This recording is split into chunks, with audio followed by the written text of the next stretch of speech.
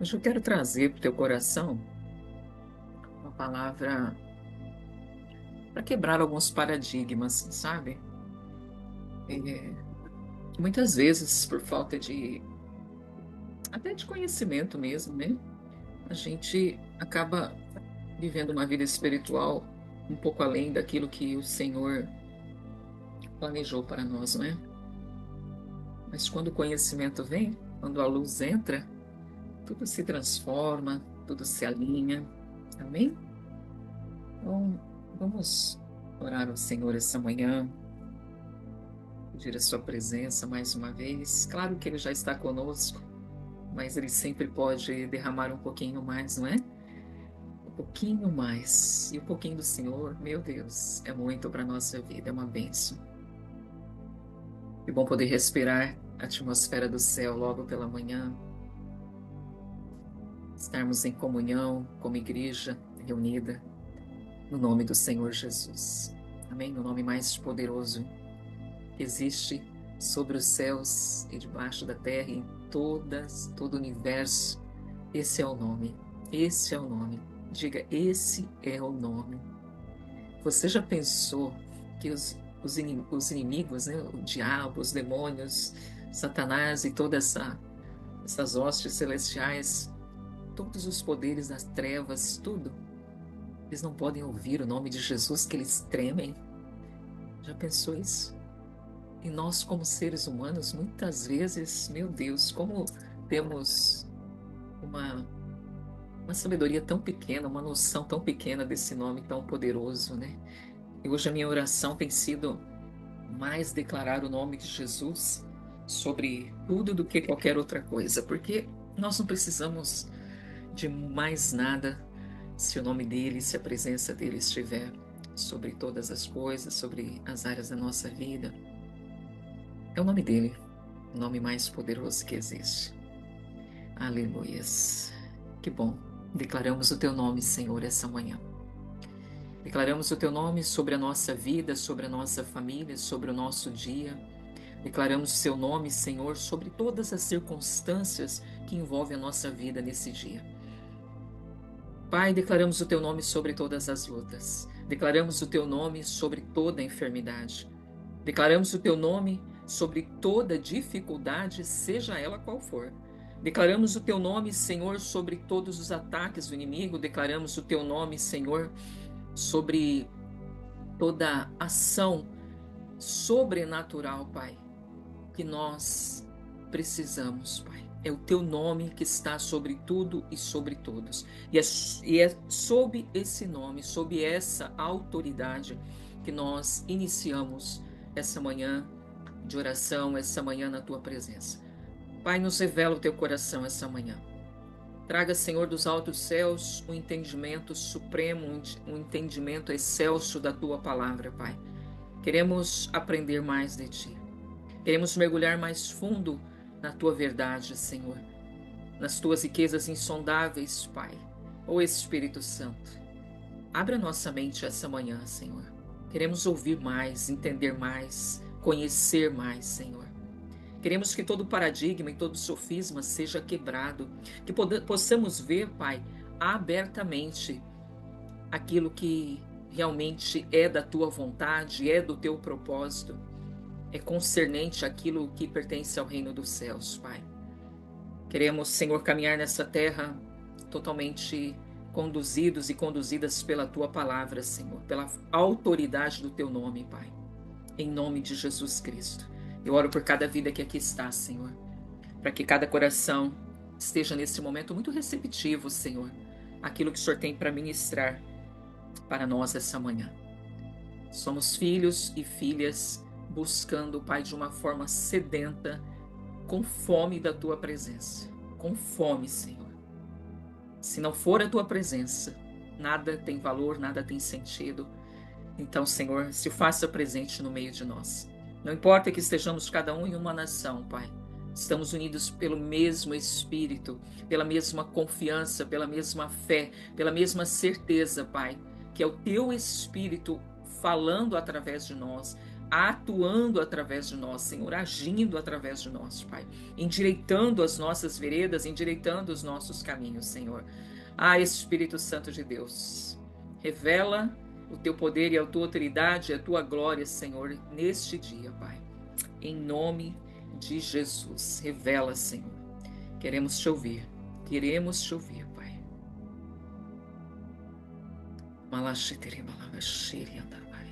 Queremos te ouvir, Espírito Santo. Queremos te ouvir. As cadeias mentais sejam quebradas nessa manhã, Pai. Assim como toda fortaleza, como toda estrutura que se formou ao longo da nossa vida, Senhor. Que a tua palavra seja uma luz agora, nessa manhã, Pai. A iluminar todas essas áreas, a quebrar todas essas cadeias, Senhor. E todas essas fortalezas, em nome de Jesus. A tua palavra nos liberta, Senhor. A tua palavra nos liberta. Aleluia, louvado seja. Louvado seja o Senhor. Bom, mais uma vez, bom dia para aqueles que chegaram depois, amém? Estamos numa manhã sobrenatural e eu quero falar contigo de um assunto muito pontual nesses nossos dias que afeta muitas vidas. Eu quero falar sobre a prosperidade bíblica e eu quero quebrar alguns paradigmas na tua vida essa manhã, para que você não seja enganado, para que você não seja iludido, porque muitas vezes nós oramos por prosperidade e a prosperidade não chega. Oramos, decretamos, lutamos com as trevas, fazemos tudo o que é possível a nível de guerra espiritual, mas a prosperidade não chega. E muitas vezes a gente se pergunta, talvez não seja esse o seu caso essa manhã, mas se você já passou por uma escassez na sua área financeira, por uma escassez na sua área emocional, na sua vida familiar, o que quer que seja, porque prosperidade bíblica envolve muitas áreas da nossa vida. A prosperidade bíblica, ela é uma plenitude de vida, amém? É uma plenitude espiritual, primeiramente é uma plenitude espiritual. Se você, meu querido e minha querida, tem lutado por prosperidade financeira sem lutar primeiramente pela sua prosperidade espiritual, você já está invertendo as ordens das coisas. Porque prosperidade bíblica se trata primeiramente de uma prosperidade espiritual, emocional, familiar e financeira.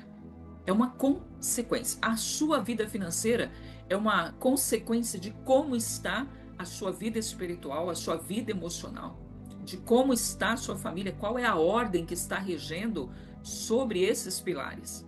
E muitas vezes, como eu disse para você, nós oramos, jejuamos, pagamos um preço orando pela nossa vida financeira, pela prosperidade financeira, e ela não vem.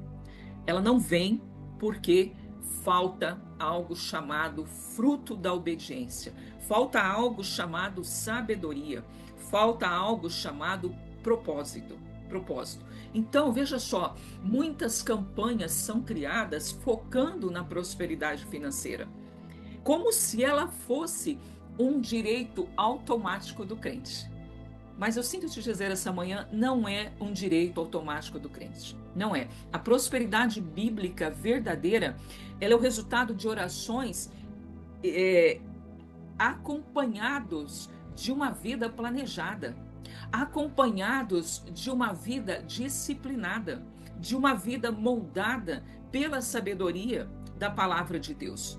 Ou seja, biblicamente, prosperidade é uma consequência de uma vida de aliança.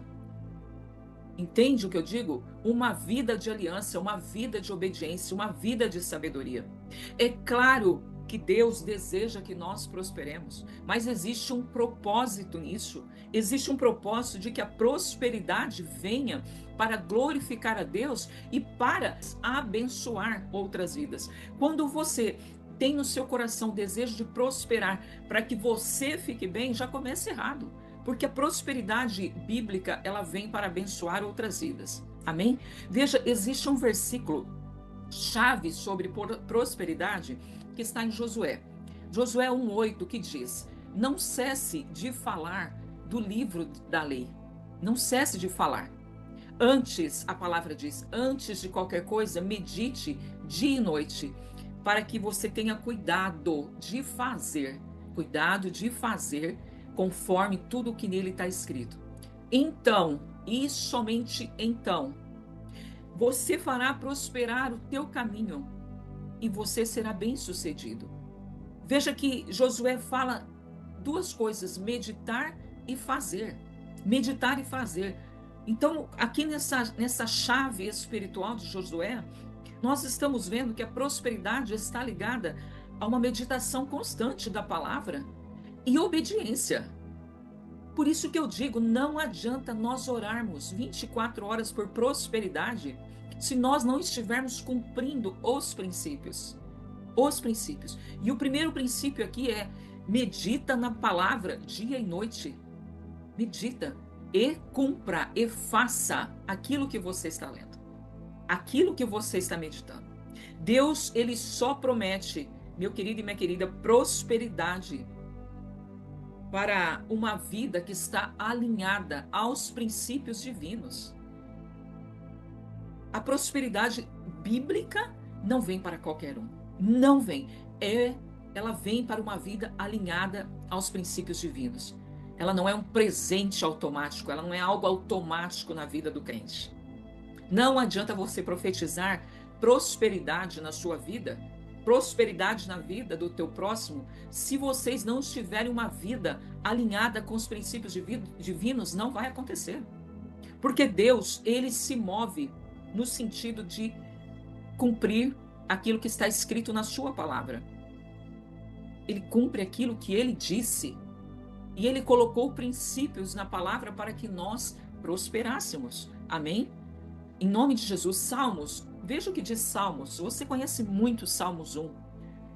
No verso 1 diz: bem-aventurado o homem que não anda segundo o conselho dos ímpios, nem se detém nos caminhos dos pecadores, nem se assenta na roda dos escarnecedores. Não anda, não se detém e nem se assenta. Antes tem o seu prazer na lei do Senhor. Olha, mais uma vez confirmando o que disse Josué, né? Tem o seu prazer e na sua lei medita de dia e de noite. Aí a palavra diz: esse que faz isso, ele será como uma árvore plantada junto ao ribeiro de águas. Esse que faz isso dará o fruto na estação própria. Até inverno haverá fruto, o fruto que é concernente ao inverno, o fruto que vem no verão, que vem no outono, que vem na primavera. Ele dará o fruto na sua estação. E as folhas não caem. Aleluias. As folhas não caem. E a palavra ainda faz questão de dizer que tudo quanto fizer prosperará. Mas veja, antes nós temos que cumprir princípios. E o princípio está dizendo: ele não anda segundo o conselho dos ímpios. Ele não se detém no caminho dos pecadores. E ele não se assenta na roda dos escarnecedores. Aonde eu e você estamos posicionados em relação a esse verso. Para que tudo que nós fizermos possa prosperar. Você entende como é sério isso? Que não adianta ficar profetizando prosperidade sem uma vida alinhada ao propósito, sem uma vida alinhada à palavra de Deus. O homem que vive segundo a palavra, ele prospera em tudo o que ele faz, mas tem que viver segundo a palavra. Segundo, o segredo não está no ato de buscar prosperidade, mas em se posicionar de forma correta, da forma que Deus está pedindo. Amém? Ou seja, nós temos princípios bíblicos para uma vida próspera, que se não forem seguidos, ela não virá, a prosperidade não virá. Veja o que diz Deuteronômio 28 em relação à obediência da palavra. Deuteronômio 28, versos 1 e 2 diz: se nós ouvirmos atentamente a voz do Senhor. Começa por aí. Ouvir atentamente a voz do Senhor, o nosso Deus. E nós termos cuidado em guardar todos os seus mandamentos. Ele nos exaltará sobre todas as nações da terra. Mas nós precisamos primeiro ouvir a voz e ter cuidado de guardar. Ter cuidado de guardar é o que, pastora? É cumprir. É cumprir os mandamentos. Aí ele diz que o Senhor fará isso para aquele que ouve e cumpre. Ele o exaltará nas nações. Aí ele completa. Deus é maravilhoso porque ele continua dando promessas. Ele diz: e todas as bênçãos virão sobre ti. Todas elas. Mas você não precisará correr atrás, porque essas bênçãos te alcançarão. Essas bênçãos te alcançarão. Só que ele continua dizendo: quando você ouvir a voz do Senhor teu Deus. Quando você ouvir o que ele está dizendo, todas as bênçãos que está na minha palavra, todas as bênçãos que eu já declarei, dinheiro, saúde, paz, prosperidade, família abençoada, tudo que você imaginar, bens materiais, tudo, vida abundante, tudo isso virá, vai te alcançar. Aí sim, de uma forma automática, porque você não vai precisar correr atrás, mas quando você ouvir a voz do Senhor e ter o cuidado de guardar, e ter o cuidado de cumprir aqueles mandamentos, aqueles princípios da palavra. Amém? Provérbios 21:5 diz também que nós precisamos, além de obedecer, ouvir a voz e obedecer, para que você e eu possamos prosperar, nós precisamos planejar. Planejar, meu querido e minha querida. Viver uma vida sem planejamento é ser fadado ao fracasso. Provérbios 21:5 diz: os planos do diligente tendem à abundância. Quem que progride? Quem que prospera? Aquele que faz planos com diligência. Mas a pressa excessiva leva à pobreza. Ou seja, a Bíblia, a palavra de Deus está valorizando o planejamento. Ela está nos dando uma direção de que nós devemos planejar, organizar com diligência o nosso caminho para a prosperidade. O nosso caminho. E aqui vale dizer que muitos de nós agimos com imprudência, principalmente em relação à vida financeira. Agimos com imprudência, não planejamos, não organizamos os nossos gastos. Então não vai resolver você orar por prosperidade se você não age com sabedoria na administração dos seus recursos. Você é imprudente no uso do cartão de crédito, você é uma pessoa consumista, você pode orar o quanto você quiser. Se você não for diligente, planejar os seus gastos, você vai... Se você estiver na escassez, você morre nela. Por quê? Porque não há planejamento. Os planos do diligente tendem à abundância. E a pressa, né? A pressa em gastar, a pressa em fazer as coisas, a impulsividade leva à pobreza. Amém? Um outro princípio tão importante quanto esse primeiro princípio, que é a obediência à palavra de Deuteronômio 28 e o planejamento de Provérbios 21:5, é ter a sabedoria como fonte de riqueza. Provérbios 3, versos de 13 a 16. Olha o que diz: feliz o homem que acha sabedoria. Feliz o homem que acha sabedoria e o homem que adquire conhecimento. Longura de dias está na sua mão direita, na sua esquerda, riqueza e honra. Mas primeiro, ele precisa achar a sabedoria. Ele precisa adquirir o conhecimento como fonte de riqueza. A prosperidade financeira, a prosperidade do Senhor, ela é apresentada como consequência de uma vida guiada pela sabedoria. Guiada. E sabedoria, ela não é apenas o conhecimento. Você não adianta você se inchar de conhecimento, mas você precisa aplicar esses princípios da palavra de Deus diariamente no seu cotidiano. Precisa aplicar.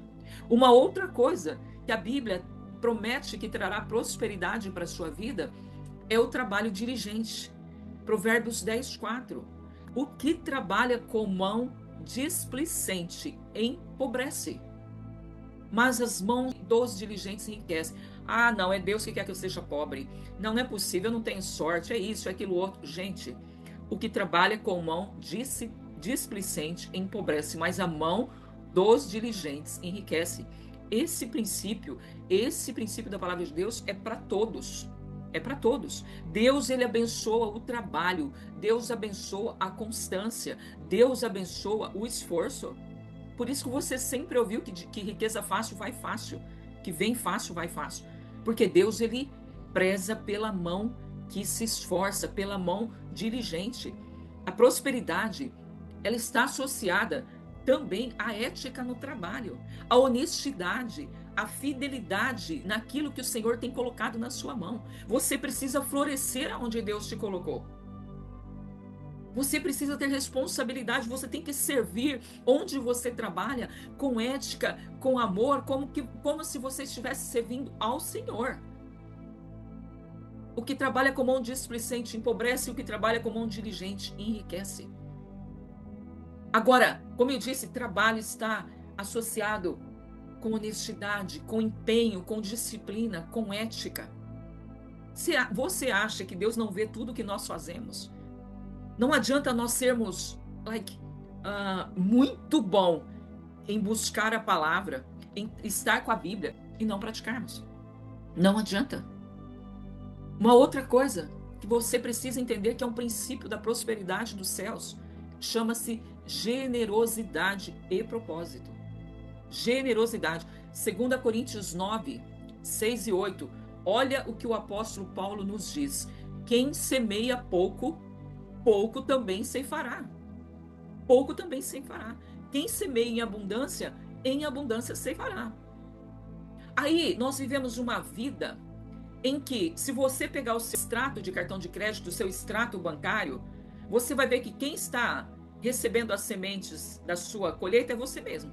Quem está usufruindo é você mesmo. O nome de Jesus está lá uma vez ou talvez nenhuma.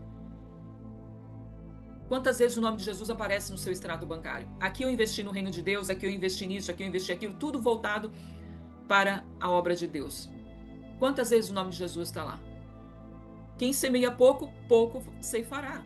Quem semeia abundância, abundância ceifará. Ah, não, eu tenho que guardar para mim. Eu tenho que guardar para minha casa, para minha família. Somos nós e nós. Por isso o apóstolo Paulo está dizendo, cada um contribua segundo o que propôs no seu coração, não com tristeza por necessidade, mas porque Deus ama quem dá com alegria. Deus quer que você proponha no seu coração em semear com abundância e com alegria. E com alegria. E depois ele ainda vem a promessa, como sempre. O Senhor lhe dá um princípio e lhe dá a promessa logo em seguida. Ele está dizendo, e Deus é poderoso para fazer abundar em vós toda graça, a fim de que, tendo sempre, em tudo, toda suficiência, abundeis em toda boa obra. Ah, o Senhor é o meu provedor, eu vou orar. Senhor, manda a tua provisão para a minha vida. Mas peraí, tu está cumprindo o princípio de 2 Coríntios 9, 6, 8? Está semeando com abundância para que o Senhor, que é poderoso para fazer abundar toda boa obra, pela graça venha sobre a tua vida, trazendo toda a suficiência? Será? Meu querido e minha querida, prosperidade bíblica começa com obediência aos princípios. Eu não canso de repetir isso.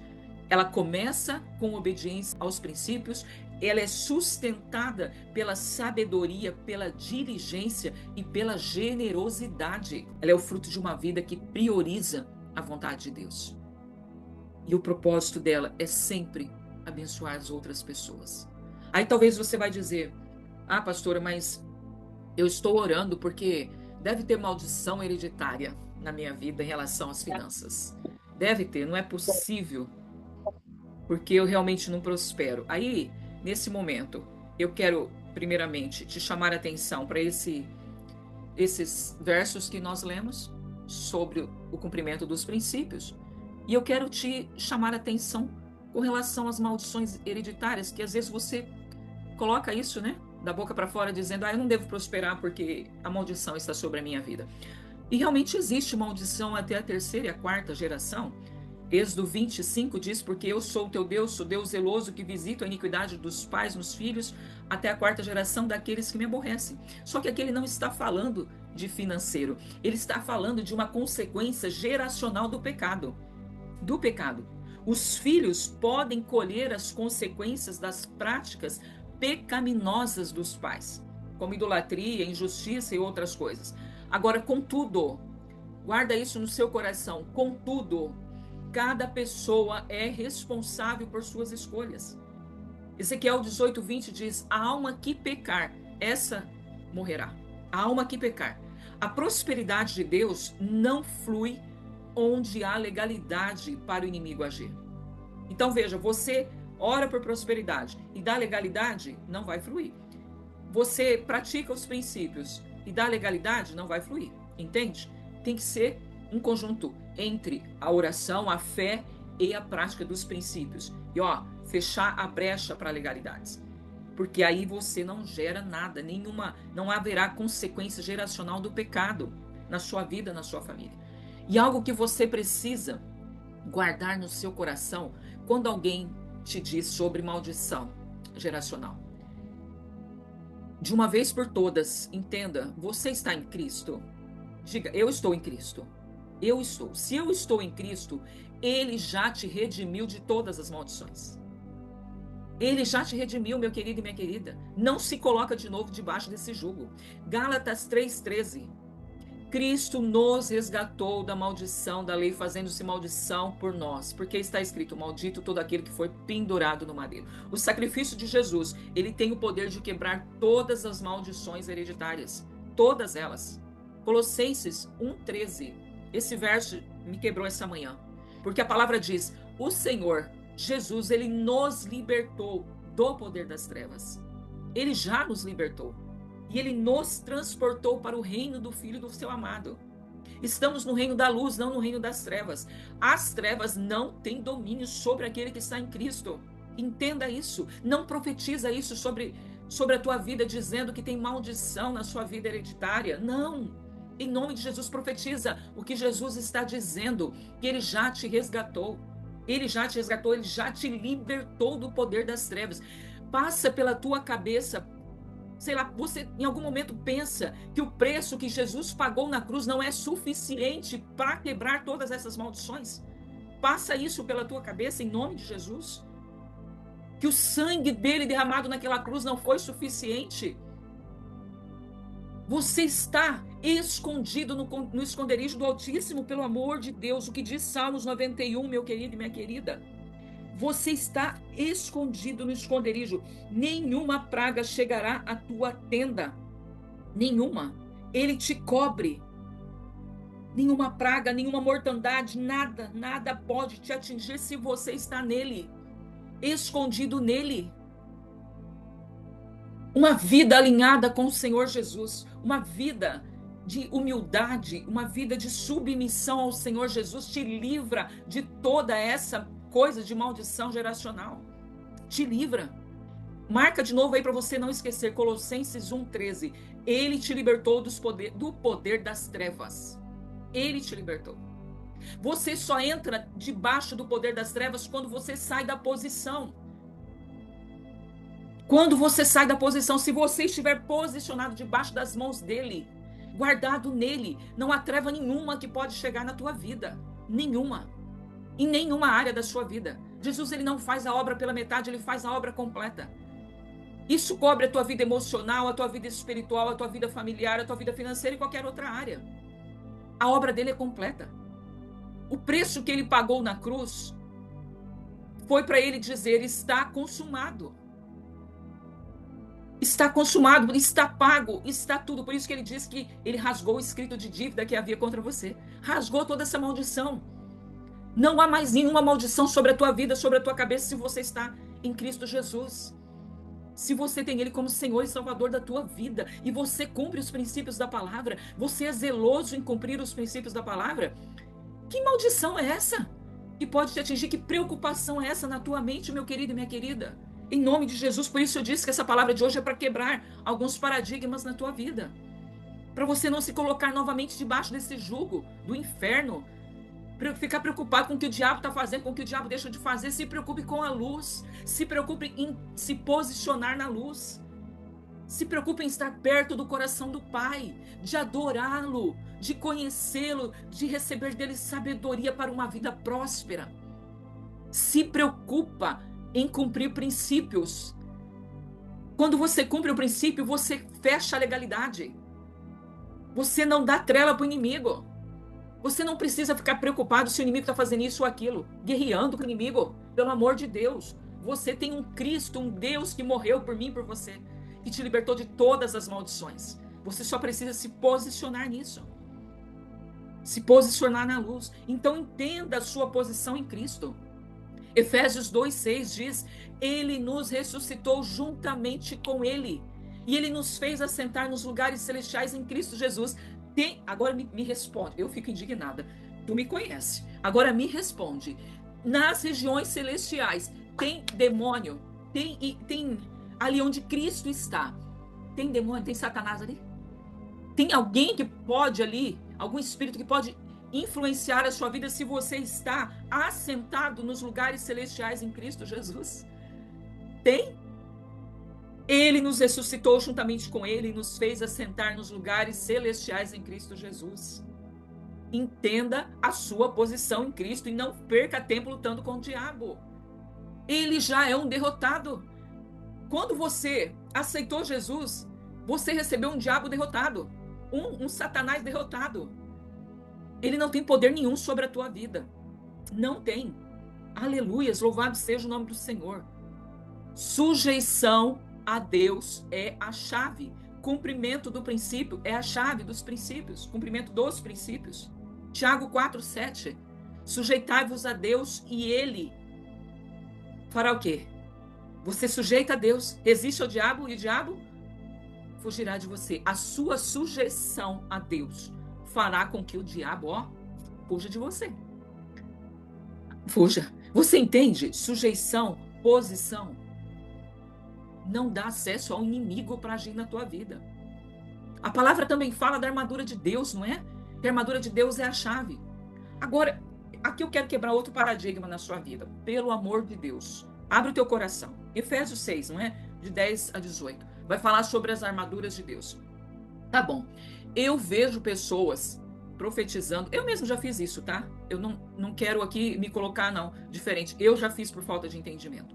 Eu vejo pessoas profetizando na vida de outras, orando, quando está orando e profetizando, as armaduras espirituais. Aí eu quero te dizer, isso funciona? Isso funciona? O cinturão da verdade, ele funciona quando você conhece a verdade, quando você vive a verdade da palavra de Deus. É isso que mantém o cristão firme. O que o cinturão faz? Ele te aperta aqui, não é? O cinturão te aperta. Ele te mantém posicionado, firme. Agora, vai adiantar eu profetizar na tua vida o cinturão da verdade? Se você não conhecer a verdade, se você não viver a verdade, que vai te manter firme, vai adiantar? E a couraça da justiça? Vai adiantar eu profetizar, eu te visto com a couraça da justiça? Não, não vai. Porque a couraça da justiça, ela só funciona quando você vive em retidão. A couraça, ela protege o coração. Então, quando você vive em retidão, em justiça, você está sendo protegido contra as acusações, contra as armadilhas do inimigo. A justiça, ela tem que ser praticada no dia a dia. Justiça e retidão caminham junto. Amém? Justiça e retidão caminham junto. Então não adianta eu profetizar sobre a sua vida. Você agora está vestido da couraça da justiça. Não, não está. Você só está se você está vivendo uma vida de retidão e justiça. Você colhe aquilo que você planta. Não adianta você plantar injustiça e querer colher justiça. Não haverá isso, não haverá justiça agindo na sua vida. Amém? Sandálias do Evangelho da Paz. Eu profetizo sandálias do Evangelho da Paz. Você prega o Evangelho? Você é uma pessoa disposta a proclamar o Evangelho? A avançar sem medo? Estar pronto para a batalha que Jesus nos confiou de ir e pregar o Evangelho? Só quem prega tem a sandália do Evangelho da Paz. É aquele que está disposto. E o escudo da fé? E o escudo? A fé é a arma que apaga os dardos inflamados do maligno. Amém? Mentiras, tentações, acusações.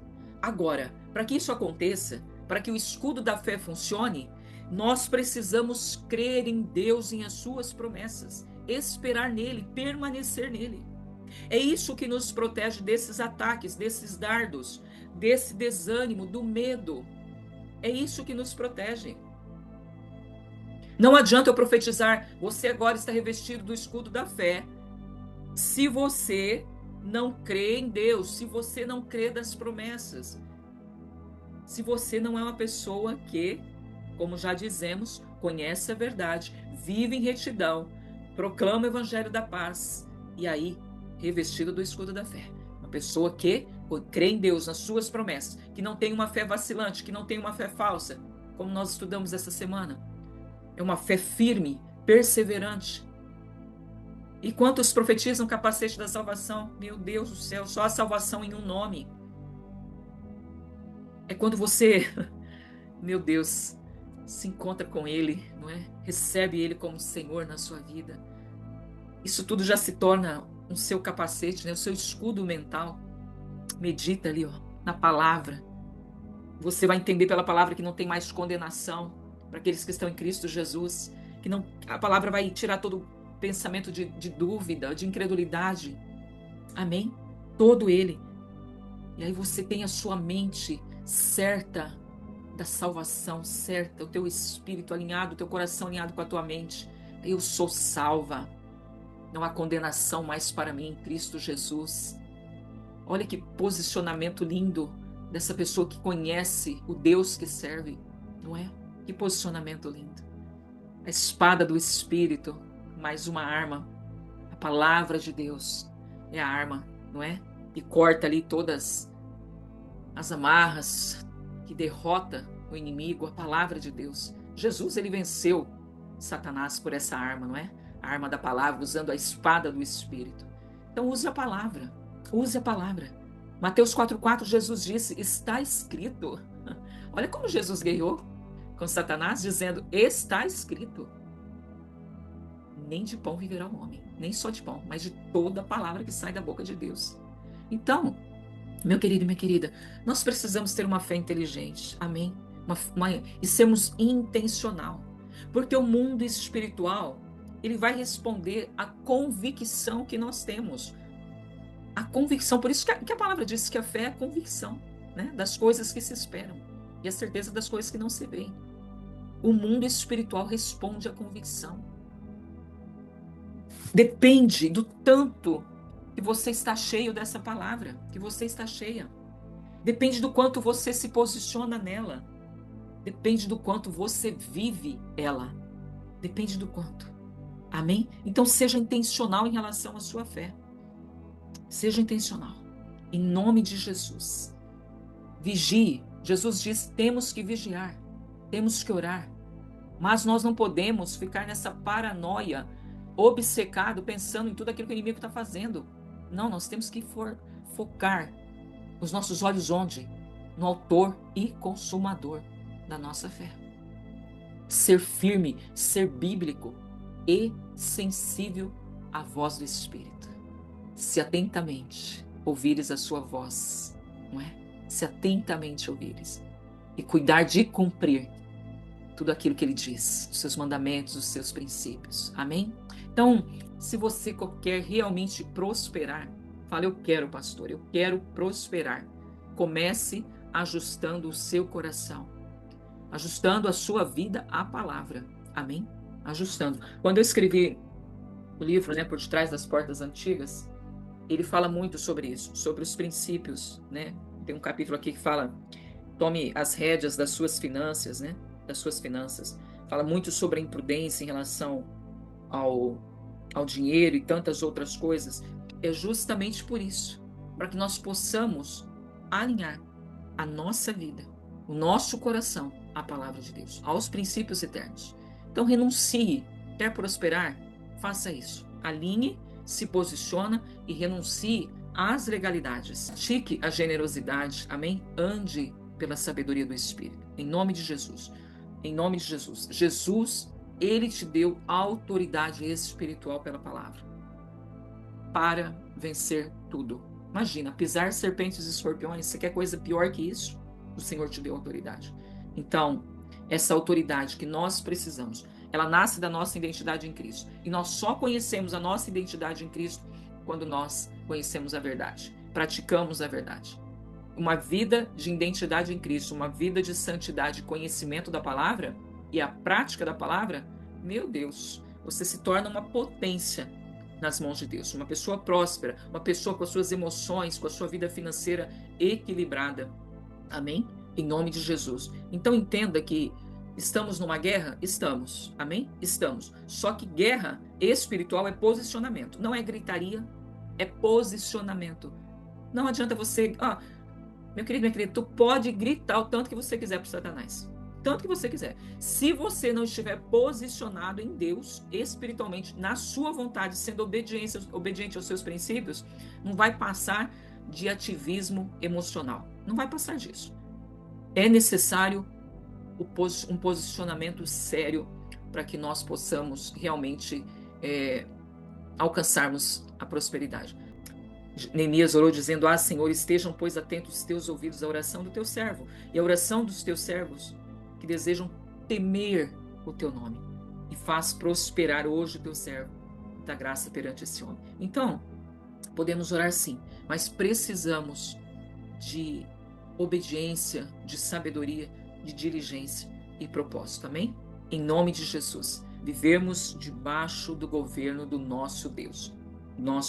Então, que nós possamos realmente renunciar a todo tipo de ilegalidade, praticar a generosidade e andarmos em espírito. Amém? Em nome de Jesus.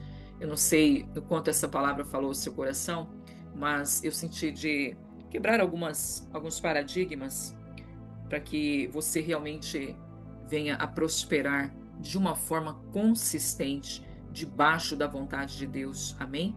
Em nome de Jesus Cristo. Aleluia.